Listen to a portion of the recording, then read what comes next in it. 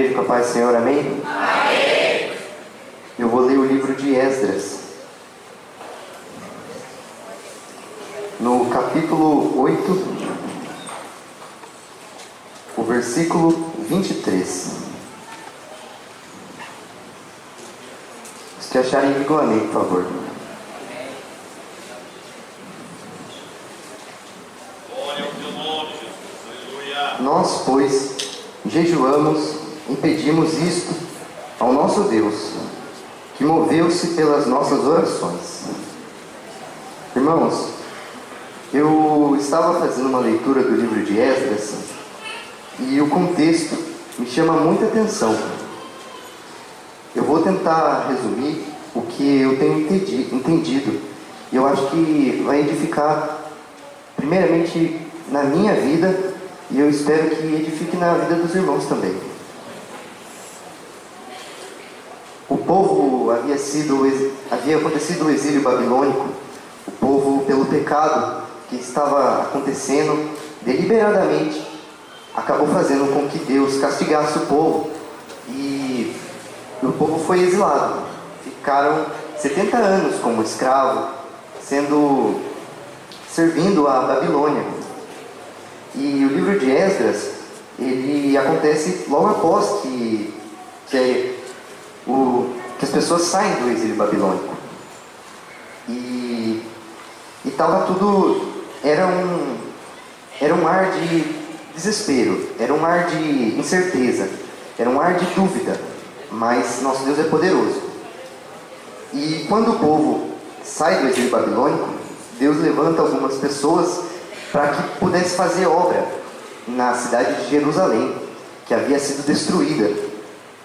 E quando o povo volta e vê Jerusalém destruída, Deus instrui alguns líderes para que haja reconstrução, que eles reedifiquem a cidade e façam sacrifícios ao Senhor.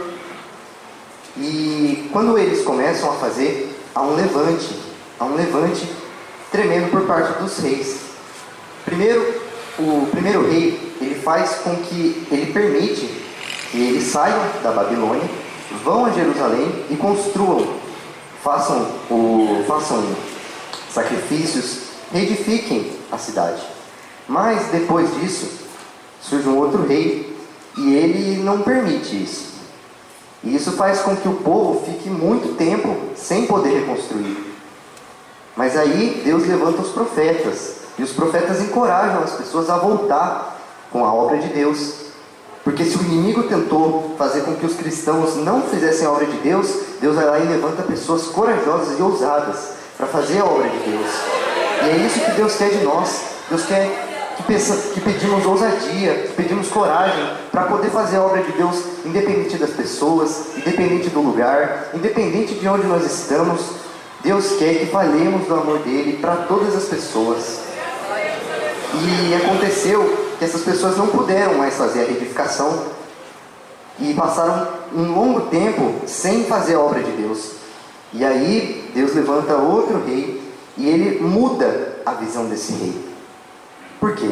Os profetas haviam encorajado o povo de Jerusalém, o povo de Judá, a reconstruir Jerusalém. E o povo continua, mas aí, obviamente, surge outro levante.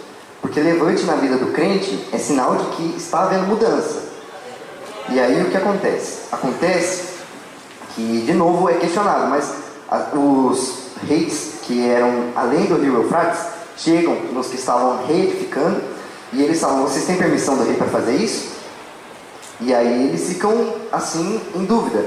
E aí eles vão lá e mandam uma carta para o rei: ó, tem um povo aqui que está reconstruindo Jerusalém. Essa cidade era a cidade do pecado, essa cidade foi destruída. Aí começou a falar: pode pegar lá nos documentos lá de crônicas que vocês vão ver que a cidade só foi destruída porque havia muito pecado.